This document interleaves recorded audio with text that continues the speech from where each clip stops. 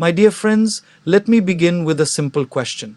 Have you ever noticed how, when we were children, our parents held our fingers so tightly, but as we grow older, slowly, silently, we start letting go of theirs, not because we don't love them, but because life becomes complicated. Today, we are talking about something very sensitive, why some younger people avoid living with their elderly parents. Now, before we judge, let us understand. Because behind every decision, there is a story. 1. The story of Rahul, the pressure of modern life. Rahul was a simple boy from a small town, raised with strong values and deep love for his parents. His father was a school teacher, and his mother dedicated her life to raising him. Every night, his father would say, Beta, study well so you don't struggle like us. Rahul listened. He worked hard, and one day he made it to a big city with a respectable job. But life in the city was not what he imagined. A small rented apartment, rising expenses, long office hours, and constant pressure to perform. Rahul would leave early in the morning and return late at night, often too tired even to cook. Slowly, life became a routine of survival rather than joy. Meanwhile, back home, his parents were growing older. They missed him deeply. One day, they called and said, We are thinking of coming to stay with you. Rahul's heart filled with love and fear. He wanted them near him. But he also knew his reality. There was barely space in his apartment. More importantly, there was no space in his schedule. He worried, will they feel neglected? Will they feel lonely sitting at home all day while I'm away? After days of overthinking, he gently suggested, maybe it's better if you stay there, I'll visit often. His parents agreed, but something silently changed. My dear friends, sometimes younger people are not running away from responsibility, they are overwhelmed by reality. The modern world demands so much that even maintaining one's own is a challenge. Balance becomes difficult. Rahul didn't love his parents any less. In fact, he missed them every day. But he feared that bringing them into his chaotic life might hurt them more than help them. So remember, sometimes distance is not a sign of neglect, it is a silent expression of helplessness. 2. The story of Mira, the clash of lifestyles. Mira was raised in a traditional home where discipline and routine were everything.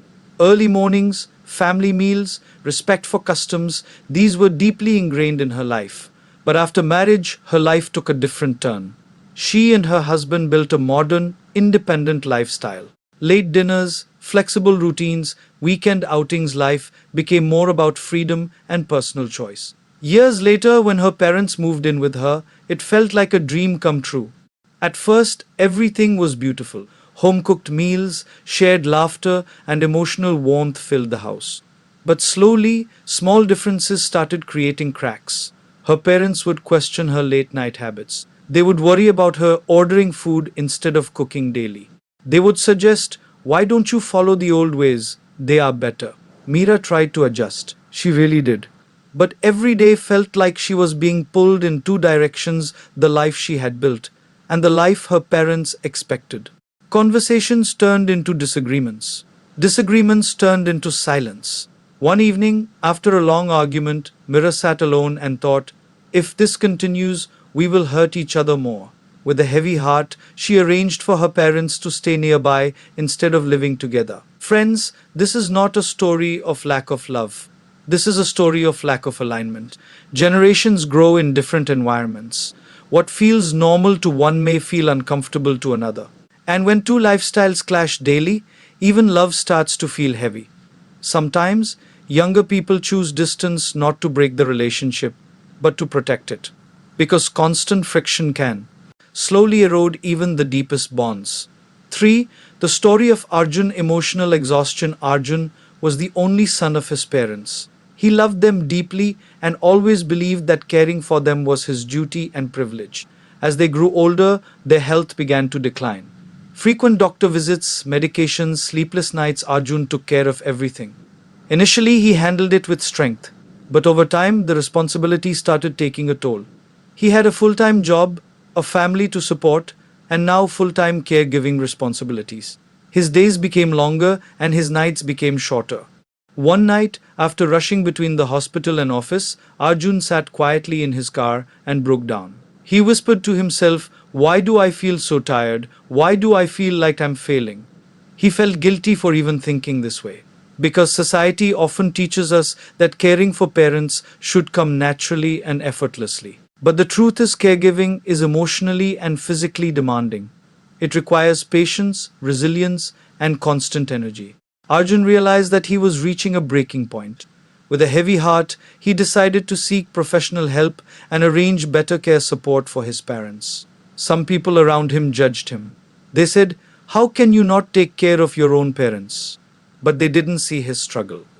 My dear friends, sometimes stepping back is not abandonment, it is sustainability. You cannot pour from an empty cup. Many younger people today are not avoiding their parents, they are trying to manage responsibilities they were never trained for. And sometimes the bravest decision is to accept your limits. Because love should not lead to burnout. Love should be supported with strength, balance, and understanding. 4. The story of Sana, the desire for independence. Sana was a bright, ambitious young woman who always dreamed of living life on her own terms. Growing up, her parents were protective and guiding, ensuring she stayed on the right path. She respected them deeply, but somewhere inside, she always felt a desire to explore her individuality. After completing her education, she moved to a different city for work. Living alone taught her many things: decision making, responsibility, and self discovery. For the first time, she felt truly independent. Her parents, however, wanted her to return and live with them. They said, "Why stay alone? This is your home." Sana felt torn. She loved her parents, but she also loved the person she was becoming. She feared that moving back would bring back restrictions, constant questioning, and a loss of the independence she had worked so hard to build. So she chose to stay separate. But she didn't disconnect. Every weekend, she called her parents. She visited whenever she could. She made sure they felt valued and loved. Friends, independence is not rebellion. It is growth. The problem arises when independence is misunderstood as distance or disrespect. Sana's story teaches us that living separately does not mean loving less. In fact, sometimes space helps relationships breathe. It allows both generations to grow without feeling controlled or confined. What truly matters is not physical proximity but emotional presence. 5. The silent truth, unspoken expectations. Let me tell you something very simple, yet very powerful. Most conflicts between parents and children are not about living together or separately. They are about expectations. Parents expect attention, time, and gratitude. Children expect understanding, space, and trust. But the problem is, these expectations are rarely spoken openly. A father may sit quietly, waiting for his son to call. A son may assume they understand I'm busy.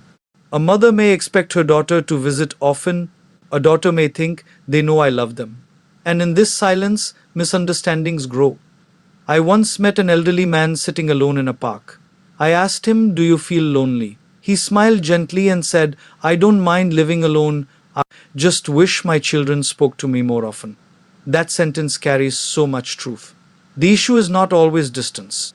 The issue is disconnection. Sometimes younger people avoid living with parents because they feel they can never meet expectations. And parents feel hurt because their expectations are not fulfilled.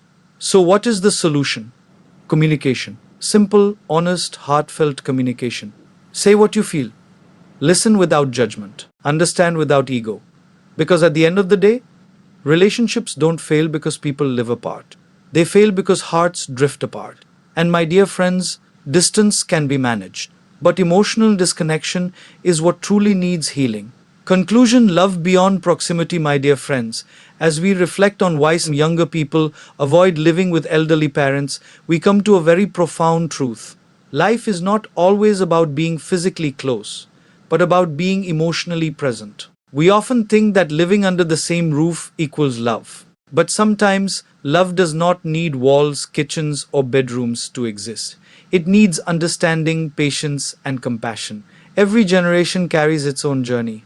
Parents lived in a world of discipline, simplicity, and responsibilities that often shaped their expectations. Children today live in a world of speed, stress, and choices that were unimaginable to previous generations. And when two worlds meet, friction is inevitable. It does not mean the love is gone, it means that the forms of expressing love are changing. What matters is the heart behind every choice, the intention behind every action. Sometimes younger people live apart because they want to protect the relationship, not break it. Like Rahul, who feared that his chaotic life might hurt his parents more than help them. Like Meera, who wanted to preserve love by avoiding constant conflict. Like Arjun, who understood that exhaustion is real and sustainability sometimes requires asking for support. And like Sana, who sought independence not to rebel, but to grow and strengthen her ability to care. Distance, when handled with love and attention, can actually deepen relationships. It teaches both generations patience. It teaches empathy. It reminds us that love is not possession, it is presence. And presence does not always mean physical proximity, it means emotional availability. A phone call, a weekend visit, a shared story, a simple I love you, these are far more powerful than living under the same roof but being emotionally absent. Friends, the most important lesson is this: relationships are not about obligations, they are about choices. The choice to understand, the choice to respect boundaries, the choice to communicate with honesty, and the choice to see the love that exists even in silence. Life is short, and the time we have with our parents is precious. Let us use it wisely, not with guilt, not with resentment, but with a heart that truly understands them and ourselves. One day, we will all stand where our parents are standing today. And we will hope that those we love make the choices with compassion, patience, and care, that they see beyond routines and expectations, beyond walls and distance, into the heart. My dear friends, living with our parents is one way to express love, but it is not the only way. Love thrives where hearts are open, where respect is constant, and where connection is nurtured regardless of the number of steps between us. So, let us remember, love is not measured by proximity, but by presence, not by what we give in obligation, but by what we offer from the heart. And if we live with this awareness, every choice we make near or far will bring peace, understanding, and joy to both generations. Because in the end, my dear friends, life is not about houses or apartments, it is about hearts that choose to remain together in love, in respect, and in understanding.